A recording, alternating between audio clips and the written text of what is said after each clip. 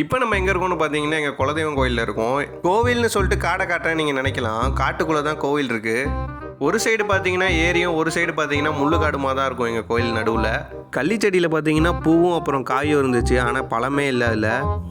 வருஷத்துக்கு ஒருக்க நம்ம கோவிலில் கோழி அறுத்து சாமி கும்பிட்றது தான் பழக்கம். அதே மாதிரி தான் இந்த வருஷமும் கோழி வாங்கிட்டு வந்து அறுத்து அதை சமைக்க ஆரம்பித்தாச்சு. ஒரே ஒரு நாட்டுக்கோழி தான் வாங்கினோம். தொச்சதெல்லாம் பார்த்தீங்கன்னா பிராய்லர் வாங்கியாச்சு. சமையல் பார்த்தீங்கன்னா பயங்கரமாக போயிட்டுருக்கு. நல்ல காரமாக கோழிக்கறி குழம்பு. அது என்னன்னே தெரில, வீட்டில் செய்கிறதோட இது மாதிரி காட்டில் செஞ்சால் தான் நல்லாயிருக்கும் சாப்பிட்றதுக்கு. அப்புறமேட்டு பார்த்தீங்கன்னா எங்கள் மாமா சாமியை அலங்காரம் பண்ணிகிட்டு இருந்தாங்க. நான் அதை வேடிக்கை பார்த்துட்டு இருந்தேன். ராத்திரி யாருமே இந்த சைடு வரமாட்டாங்க, ஏன்னா அவ்வளோ ஒரு பயங்கரமாக இருக்கும். ஒரு ஸ்ட்ரீட் லைட்டு கூட கிடையாது. அப்புறமேட்டு பார்த்தீங்கன்னா சாமிக்கு படையலை போட்டுட்டு நம்மளும் சாப்பிட ஆரம்பித்தாச்சு. எல்லோரும் ஒன்றா ஒரே இடத்துல சாமி கும்பிட்றது அது ஒரு தனி ஜாலி தான்.